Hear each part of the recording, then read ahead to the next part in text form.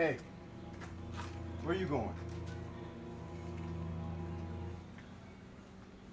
She's leaving me.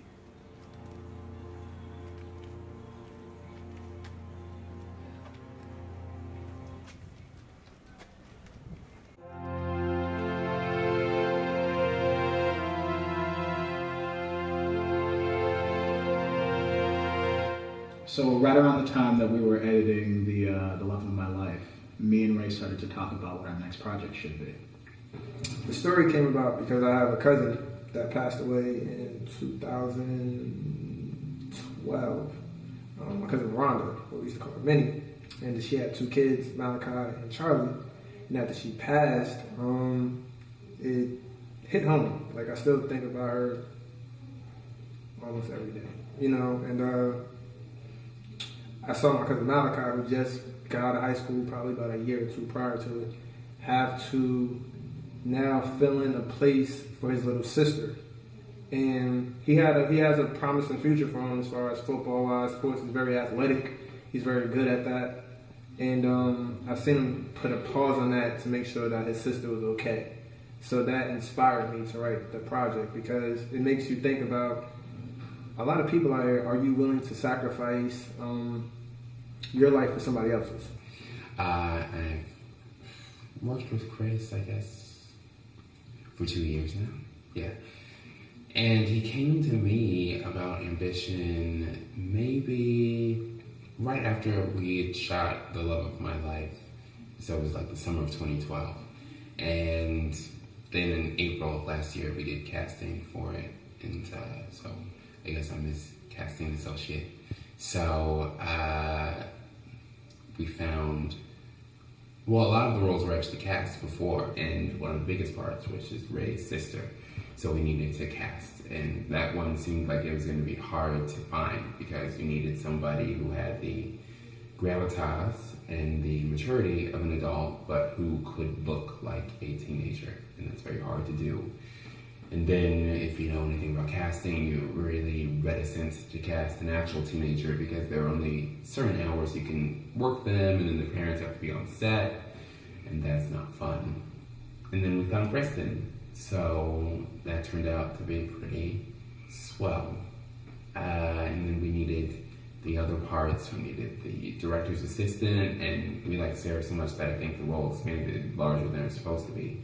She just had a very natural presence about her, and that's very hard to find. When I found out that I got the role, I definitely was excited to be a part of it. It's just the person that Rayvon is he's very supportive and he's very driven, and you always want to work with people that are just like you. They just told me they had an upcoming project that they wanted me to be a part of, and immediately I got excited, especially because The Love of My Life kind of rebirthed me as an actor.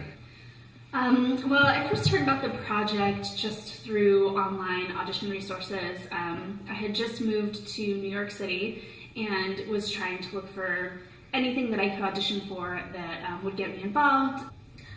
I heard about the project by ways of our cinematographer, Dara Air, and one day after work, he asked me, "Hey, I'm shooting a project. You should audition for it." I'm like, what is this project about? And, you know, he explained to me about what Ignition Film was about. And he's like, yeah, he'd be perfect for a younger role. The meet and greet, that was very interesting. That was my first time being in a meet and greet and seeing so many people, from the cast to the crew. Everybody was there. And then literally,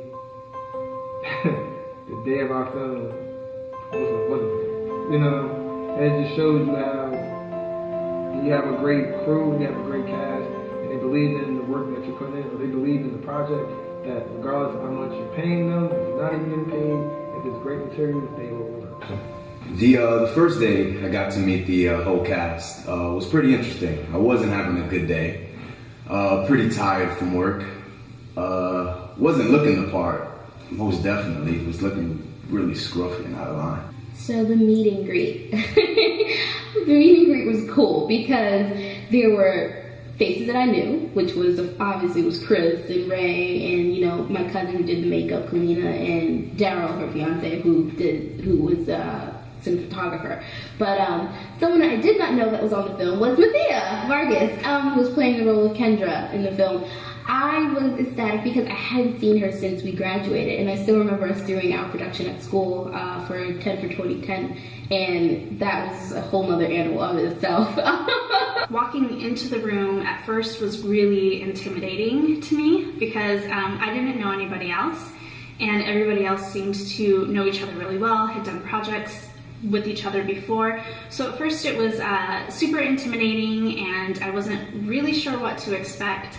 But then throughout the meet and greet, chatting with people, talking about the project, starting to read some of the script out loud, things like that, it became really comfortable, and I felt really welcomed by all of the other actors, the crew, and everybody seemed really great. So I walked out of the room feeling like completely opposite of the way I walked in. There was no apprehension at all, and I was just like super excited to get started.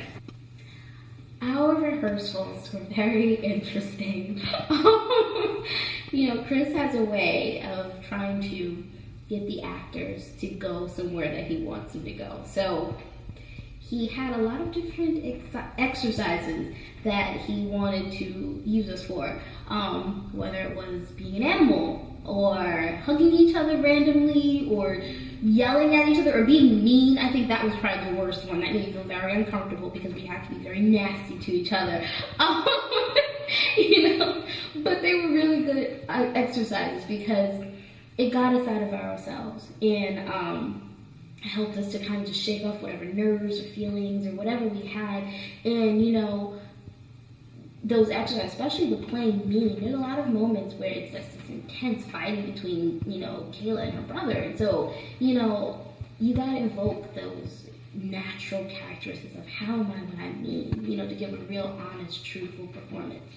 It was fun because we used to always do the same scene over and over. I mean, I can't tell the piece, but it was a scene where I just had to go out the door like 20 damn times, like over and over again, and like the people in the at the theater space, they just always looked at me every time I came out that door, like, what's wrong? I'm like, they probably thought I was bipolar or something. I don't know. But I had, are you gonna cut that out? Being on set is, for me, the most exciting thing about the entire process. You know, because you know that you're about to bring this character to life in front of everybody. Like, you know, this is what it all comes down to, is being on set and, you know, being on film. But the process was just invaluable. You can't buy these kind of things. You know, it's just something that you have to be grateful to be a part of. And everyone around me on set, I could tell that they genuinely loved their job. They loved what they were doing, and we all came together. Even in that short amount of time, we all came together as like a big family, and you know, I loved it. But being on set was funny as well because you know, just a whole bunch of stuff. Maybe I'm going blind, maybe I'm going deaf, maybe I'm going out of my mind. I'm Frank Sinatra. She's a piano player. Well, baby, we do something that thing. Hey, baby. Hey, we just got one going to Brooklyn. We got time. When is the next one? What's your name? You get the cigarettes? So I'm behind the scenes of Ambition Film, and I have stole the directors. What is this again? Oh yeah, iPad. I wanted to be a part of this film because it's not often that you see young minorities, you know, especially two young black men, you know, decide to partake in some type of creative endeavor. You know, aside from rapping and or, you know, sports, you know, it's just not something that you see every day. So being a part of it meant that much more to me because it's these two young guys, you know, putting up a lot of their own personal money into a project, you know, that they really care about, and that made me care more about it.